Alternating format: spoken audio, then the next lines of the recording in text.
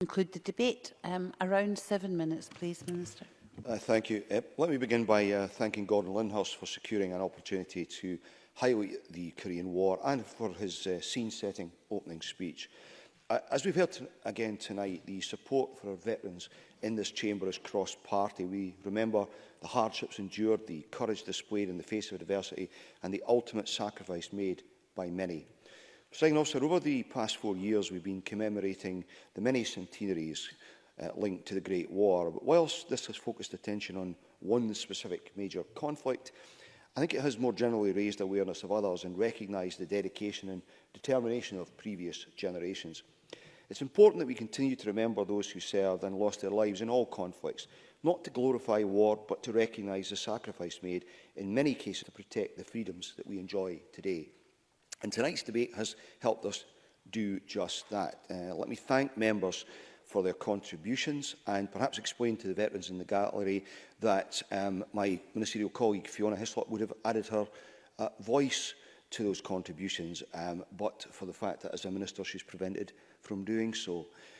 As we've heard, 2018 marks the 65th anniversary of the Korean War, or the conclusion of the Korean War, a brutal conflict where many lives were lost.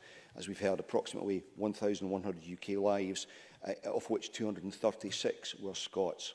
As we've also heard, in June 1950, just as the UK was rebuilding, regenerating and recovering from World War II, and still subject to rationing, many families were plunged yet again into the uncertainty and worry of loved ones fighting overseas. Some who had survived the Second World War a very short time before and thought never again to be involved in such conflicts were recalled for service in Korea. You can only imagine how some of those must have felt.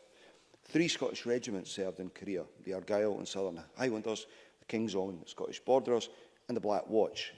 And we should recognise, as Kenny Gibson did, that many combatants were very young national servicemen. The Korean conflict has been labelled the Forgotten War by some, but for many, certainly in the service community, it's a conflict recognised just as much as others. At last month's National Remembrance event, held in Dundee's Caird Hall, which I attended as a Veterans Minister, veterans of the Korean War were rightly afforded their place. And with the Black Watch, with its near 300-year history, Korea is up there with the other conflicts it has served in. I visited the Black Watch Museum in Perth on Monday, and whilst there I noted a number of references to the regiment's involvement in Korea, including a photograph of the 1st Battalion Black Watch being inspected by the Queen Mother before they embarked for the East. So let me commend the efforts of all concerned in making sure the Korean War receives wider recognition and is remembered by the current generation, and in particular acknowledge the 2-year education project West Lothian and the Forgotten War, which involved both veterans and local school children in developing educational material and raising awareness of the conflict.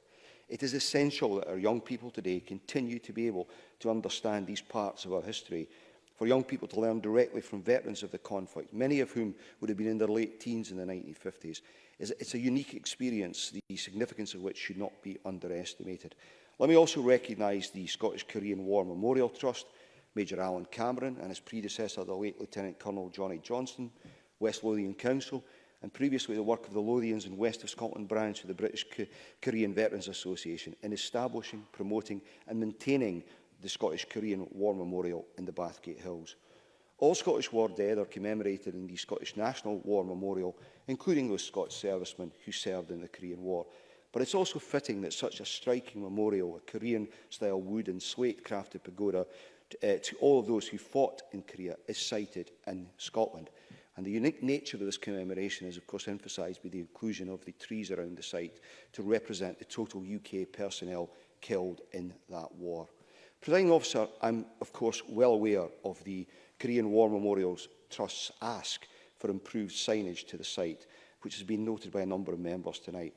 As we've heard, Transport Scotland has been involved in discussions with the Trust around signs on the M8 and M9 and have assessed the application for signing in line with tourist signage policy.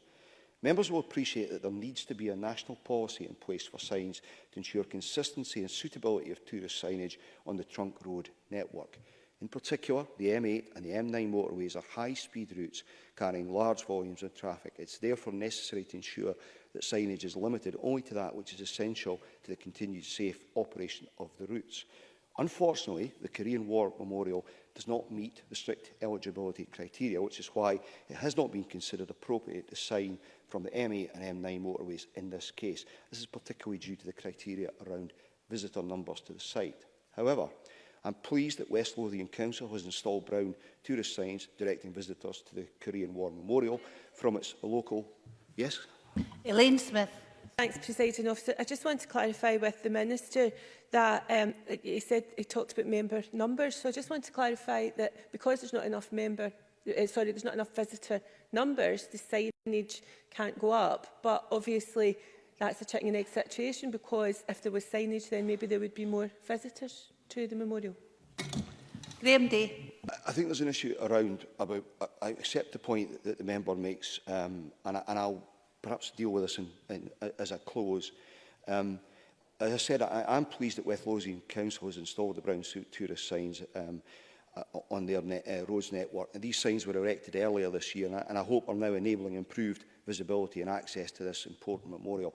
In addition to this, I've asked Transport Scotland to make contact with West Lothian Council to explore what opportunities exist to improve the travel information provided in the memorial's online page. However, Presiding Officer, I've also listened to the views that are held on the issue of signage, along with representations from my colleague Fiona Hislop, in whose constituency the memorial stands. And as a consequence, I have entered into discussions with the Cabinet Secretary for Transport, Infrastructure and Connectivity. As a result of those discussions, we will be tasking Transport Scotland with scoping a potential review of its signage policy as that pertains to war memorials of national significance, such as this one.